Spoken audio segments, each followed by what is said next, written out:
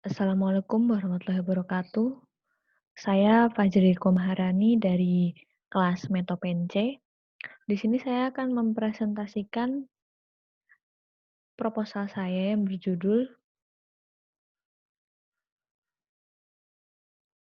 Analisis Pengaruh COVID-19 terhadap Ekonomi dan Pembangunan Berkelanjutan.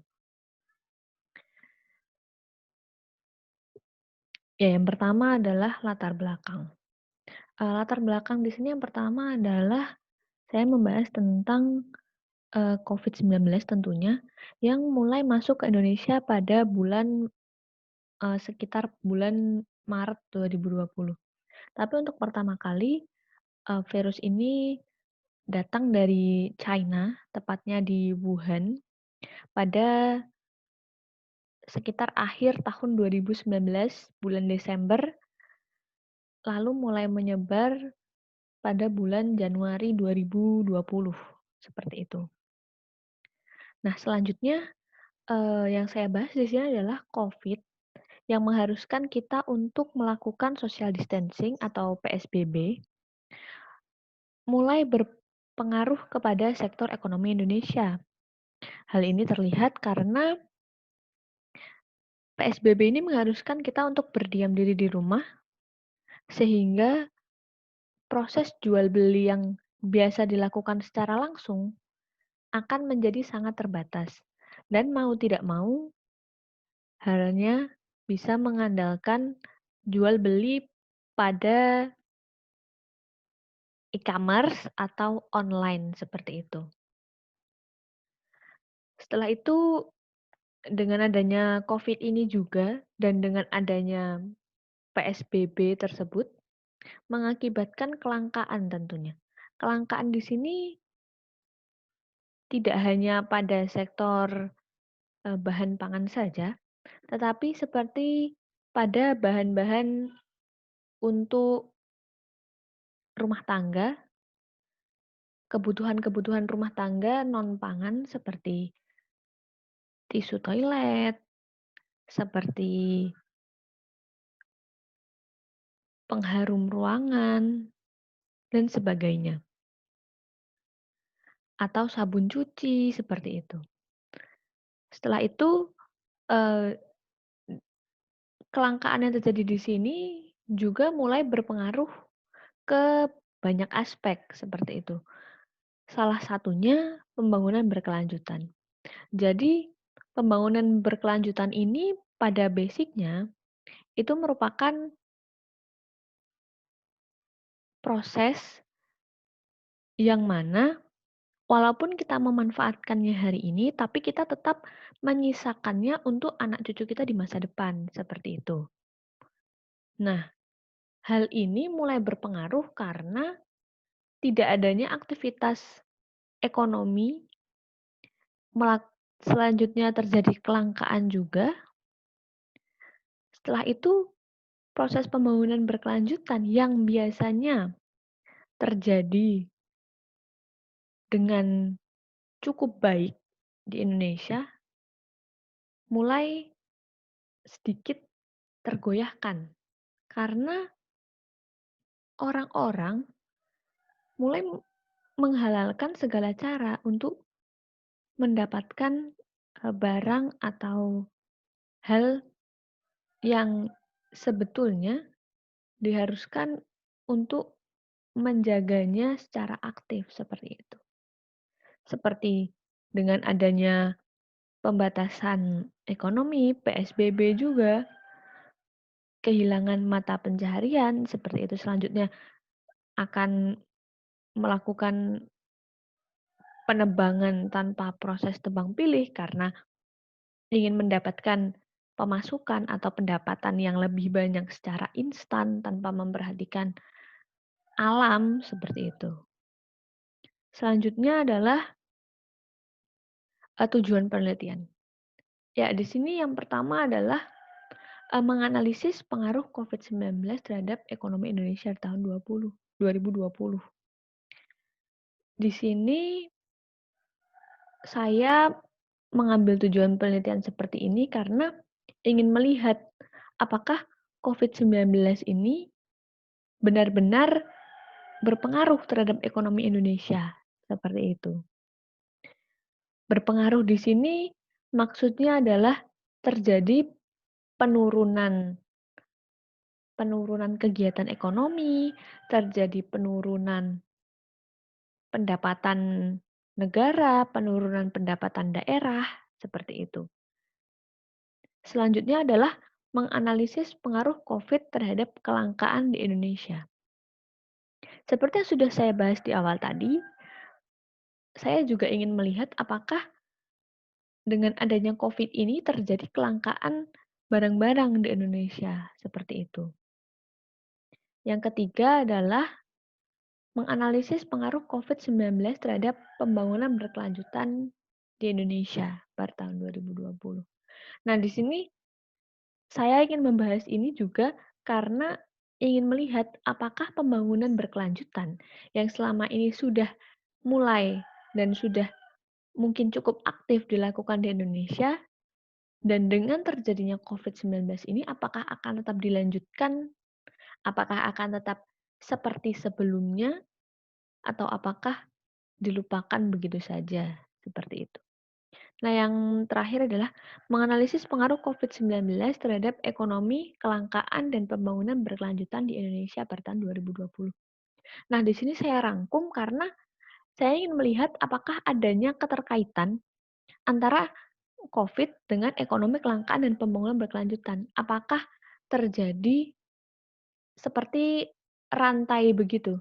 Apakah terjadi kesinambungan? Apakah efeknya ini tuh seperti terhubung begitu?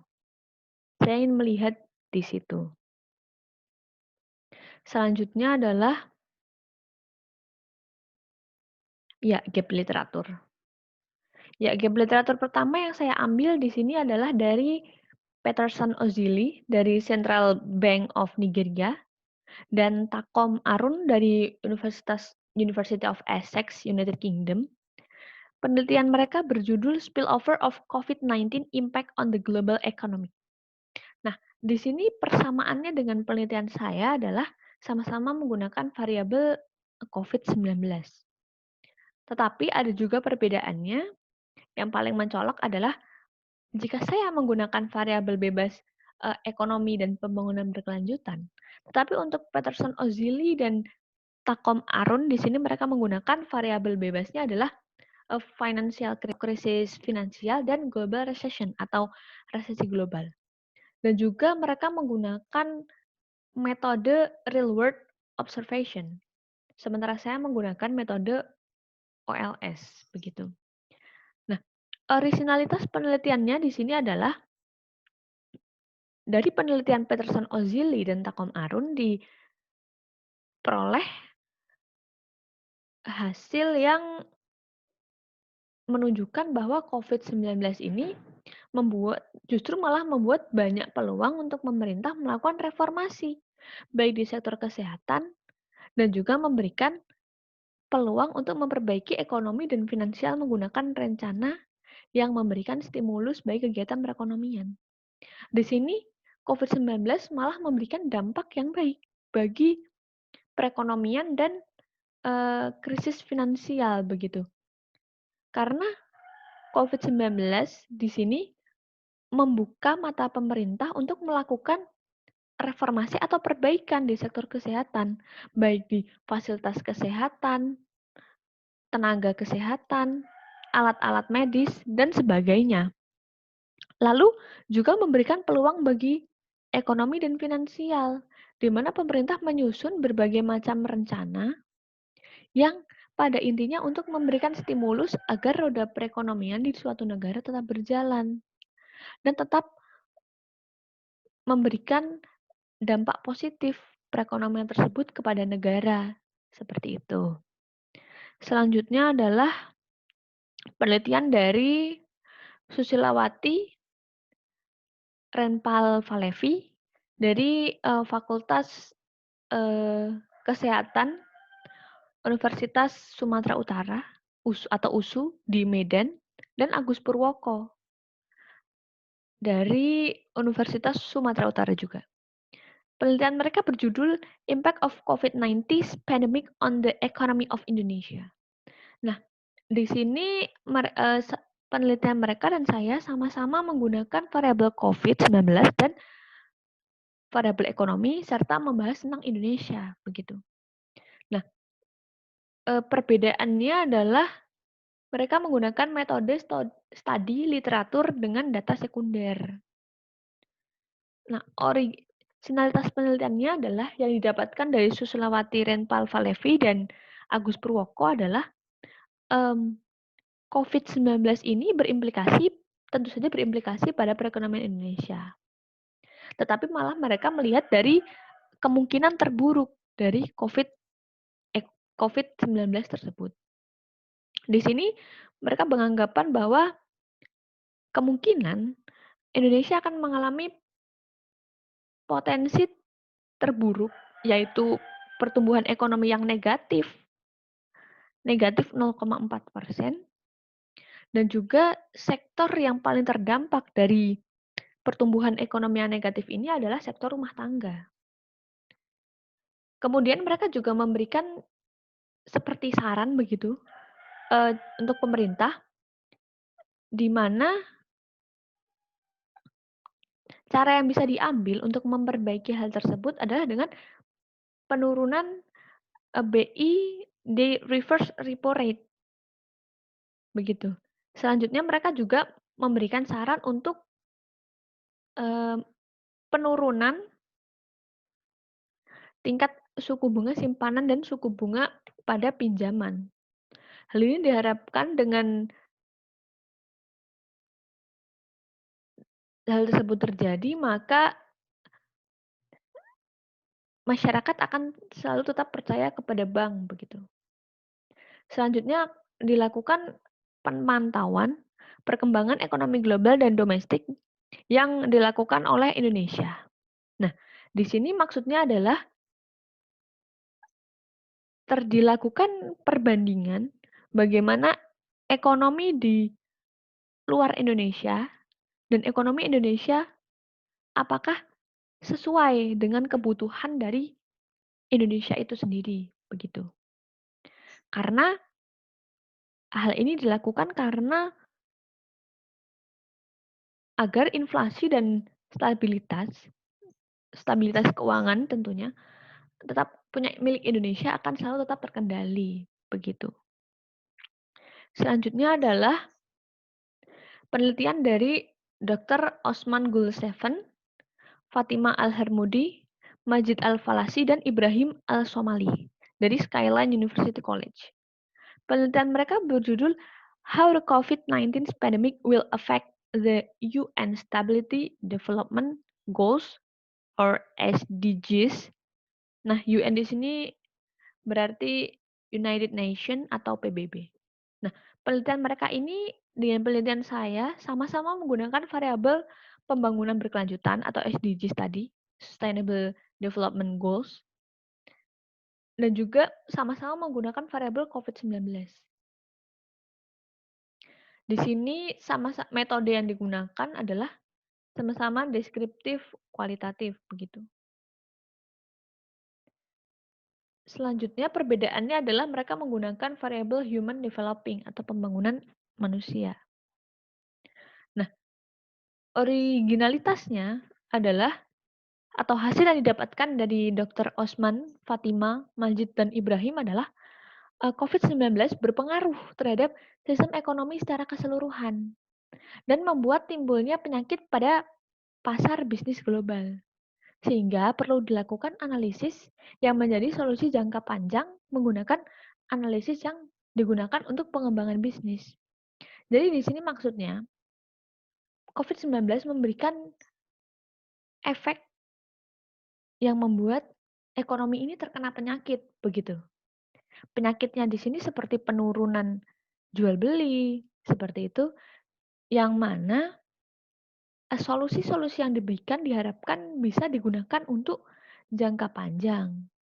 Salah satunya adalah analisis bisnis atau dilakukan analisis pada bisnis yang harapannya setelah dilakukan analisis ini bisnis bisa berkembang secara lebih baik untuk jangka panjang, seperti itu. Nah, selanjutnya adalah, SDG-nya atau, pembangunan berkelanjutannya sangat terpengaruh dari pandemi seperti ini, pandemi COVID-19 ini. Tapi implementasinya pada penghapusan perdagangan satwa liar itu sudah cukup berhasil. Jadi walaupun terjadinya COVID-19 ini menurunkan ekonomi, tetapi justru pembangunan berkelanjutannya dalam hal pengurangan perdagangan satwa liar justru malah cukup berhasil, seperti itu. Dan juga, mmm, untuk pelaksanaan pembangunan berkelanjutannya, untuk tujuannya perlu ditinjau ulang karena tentu saja terpengaruh dari pandemi COVID-19 ini. Sehingga perlu sekali dilakukan perubahan baik dalam hal peraturan atau dalam hal implementasi agar tujuan dari pembangunan berkelanjutan ini tetap terjaga seperti semula, seperti itu. Walaupun dilakukan perubahan peraturan atau perubahan tata kelola atau perubahan tata cara seperti itu, tapi diharapkan agar tetap selalu berimplementasi baik, walaupun terjadinya COVID-19 seperti itu. Yang terakhir adalah metode penelitian. Di sini saya menggunakan metode penelitian OLS atau Ordinary Least Square. Di sini saya ingin pada dasarnya saya ingin melihat apakah adanya hubungan dari variabel bebas dan variabel terikat yang ada dalam penelitian ini. Jadi saya ingin melihat apakah COVID-19 memiliki pengaruh terhadap ekonomi dan pembangunan berkelanjutan, seperti itu. Selain itu, walaupun tidak tertulis di sini, walaupun variabel yang saya ambil hanya ekonomi dan pembangunan berkelanjutan, tetapi di sini saya juga memiliki satu jembatan yang disebut kelangkaan, seperti itu. Sekian presentasi dari saya, kurang lebihnya mohon maaf. Terima kasih. Wassalamualaikum warahmatullahi wabarakatuh.